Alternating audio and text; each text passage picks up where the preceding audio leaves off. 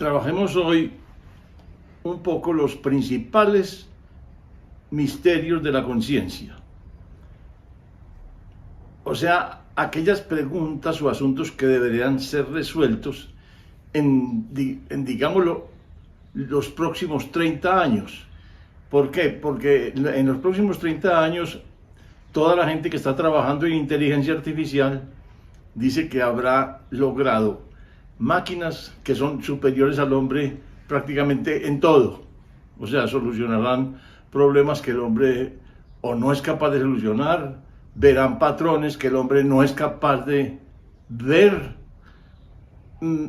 harán procesamientos que el hombre es incapaz de realizar y lo harán a unas velocidades que cuando el hombre es capaz jamás las alcanzaría.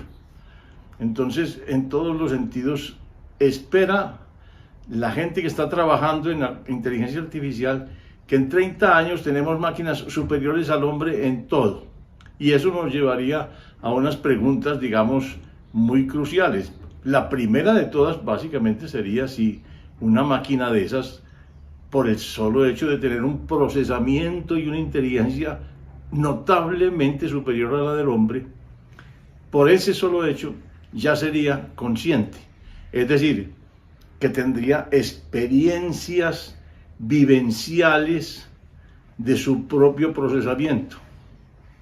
Porque eso nos llevaría a una cosa muy complicada. Por ejemplo, ¿quién decidiría que es necesario y conveniente y adecuado moralmente suspender una máquina de esas? Desengancharla, desenchufarla, quitarle la energía, porque sería equivalente a un asesinato, en principio, dentro de lo que en los distintos códigos humanos actuales nosotros consideramos que es quitarle la vida a un ser consciente. Bueno, para empezar quiero ocuparme de un asunto, tal vez del primer misterio, que parece muy simple, pero que tiene un nivel de complejidad para mí muy alto.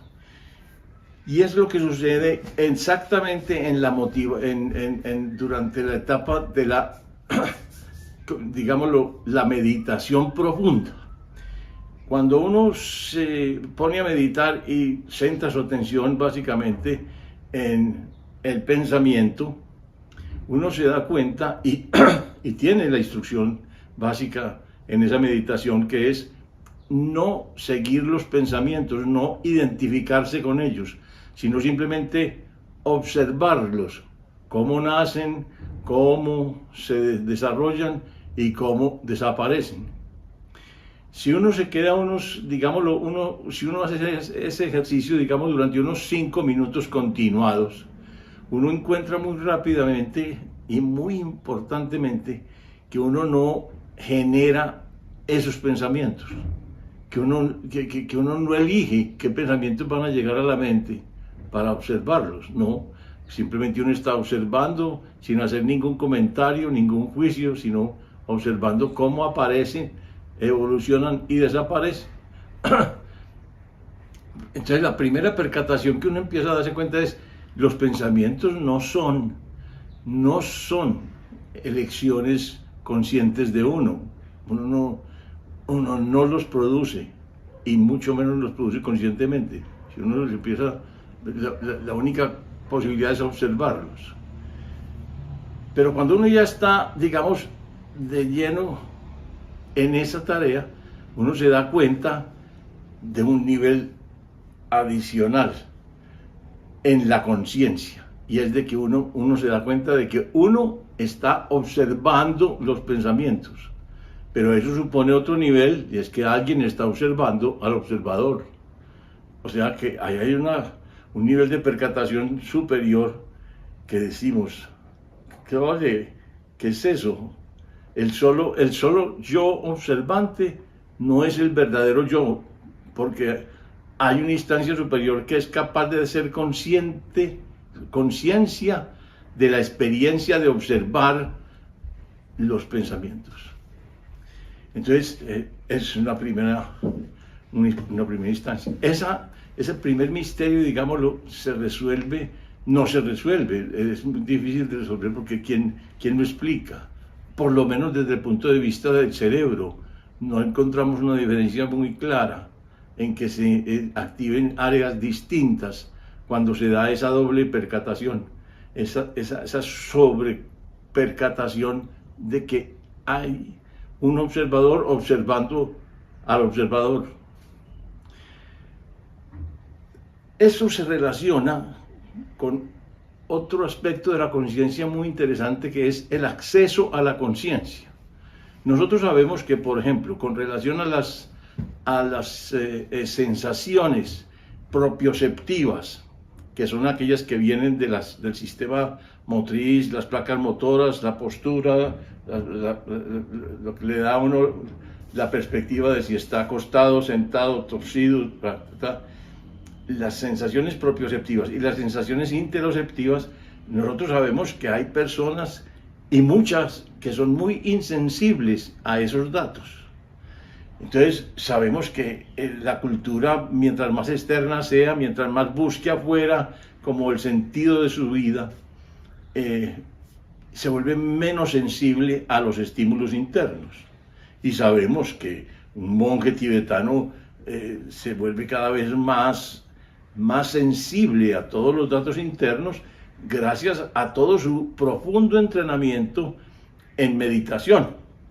Y sabemos que hasta orgánicamente sabemos que hay secreciones del ácido GABA mucho menores en un monje que está meditando profundamente, y que esa es una de las maneras para aislarse más bien del medio ambiente y del entorno.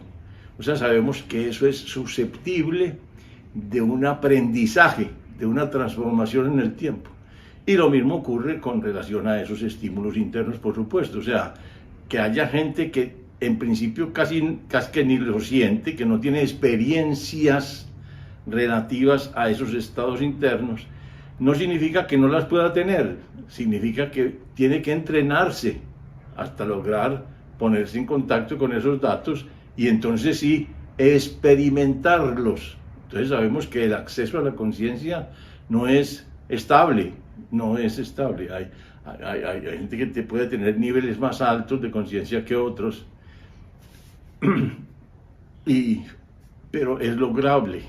O sea, el acceso a la conciencia es manejable. Pero hay otro de los misterios importantes, por lo menos para mí y para la ciencia, porque es que, por ejemplo, la atención, parece que la atención es algo importantísimo en la conciencia. Si uno se da cuenta de que, por ejemplo, ustedes están oyendo mi voz y deciden centrar su atención en mi voz. Y entonces ustedes se darán cuenta que eso exige controlar la atención, que no se les vaya para otro lado, porque si pasa por aquí cualquier otra cosa, se oye una música cercana o algún ruido, alguna alteración, digámoslo, acústica, es posible que se les vaya inmediatamente la atención para allá y tienen que volver a luchar por focalizar la atención. Uno se da cuenta que la atención es vital en la conciencia de la experiencia, pero que tampoco es tan fácil de manejar, que uno tiene que hacer un esfuerzo consciente adicional para mantenerla y conservarla y controlar el foco de la atención.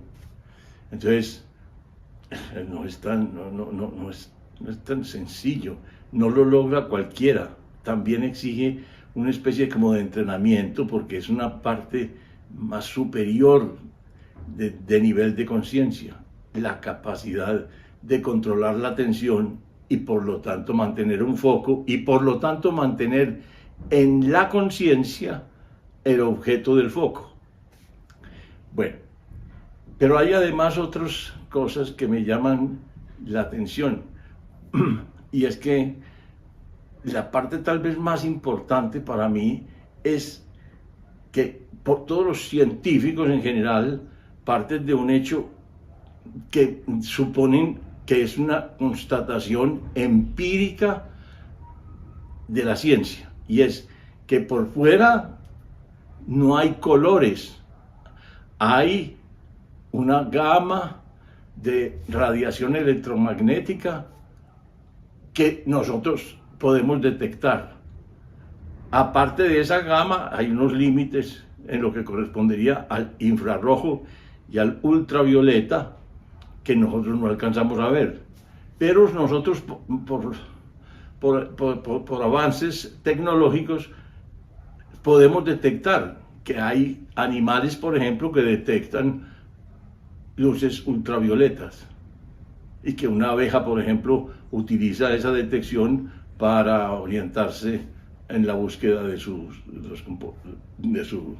la formación de su miel y de su actividad con las plantas. Entonces, y hay otros animales que tienen una percepción por debajo del rojo, por el infrarrojo. Pero colores como tal, verde, azul, rosa, nosotros sabemos que no existe eso, es como dato físico en la naturaleza, pero sí existe en nuestra experiencia. Entonces la pregunta, pero fundamentalísima, es: ¿de dónde saca la conciencia los colores propiamente dichos si no existen en la realidad? Si en la realidad solamente hay distintas frecuencias. Y lo mismo con relación a los sonidos, porque se dice con absoluta certeza, afuera no hay ruidos, no existen ruidos, existen niveles de frecuencia, frecuencias más altas, más bajas, ondulaciones de frecuencia más lentas o más rápidas, cosas de esas, pero no sonidos. Los sonidos aparecen básicamente porque nuestra estructura física nos provee de una membrana que es el tímpano, que responde a esas vibraciones, a esas frecuencias. Y a esas vibraciones sí corresponde, por ejemplo, el sonido de un trueno potente. Entonces sí, claro, pero no es que ese trueno exista por allá. Allá se cayó un árbol porque un rayo lo partió, pero allá no hay sonido, allá hay vibraciones y hay ondas que se dispersan en el aire y alcanzan a llegar a una cierta velocidad medible, porque lo alcanzamos a ver y lo alcanzamos a medir. Pero no existe el sonido como tal. Entonces el problema es cómo traduce la actividad eléctrica del cerebro a un dato experiencial, a un dato qualia. Los datos qualia son las propiedades subjetivas de la percepción. O sea, el rojo de una rosa. Ese rojo es un dato qualia, un dato totalmente subjetivo. Tan subjetivo que no es posible saber si el rojo que tú ves es el mismo rojo que yo veo, si tiene las mismas características. Y sabemos en principio que puede no tenerlas. ¿Por qué? Porque lo que nos enseña el acceso a la conciencia es que yo puedo tener una sensibilidad mucho más desarrollada que la tuya, ¿cierto? Y entonces el rojo mío puede ser mucho más puro. Puede que la apreciación de la textura de un pétalo de una rosa sea mucho más intensa en ti que en mí, porque también sabemos que hay preferencias perceptivas desarrolladas a través de la evolución del ser, de la evolución ontológica de cada persona. Y sabemos que hay personas más visuales que otras, más acústicas que otras, más táctiles, más capaces de distinción olfativa y gustativa, en fin, nosotros sabemos que hay personas que son mucho más kinestésicas que visuales o que acústicas. Entonces también sabemos que por lo que nos enseña el acceso de la conciencia, el hecho de que es entrenable y que la atención es capaz de entrenarse para volverse más precisa y para detectar sensaciones, experiencias que no se habían detectado antes en otras condiciones. Entonces, por ese aprendizaje que hicimos ahí de acceso a la conciencia nos explica por qué podía haber diferencias muy grandes entre los distintos, digamos, sujetos experimentales que que estemos comparando.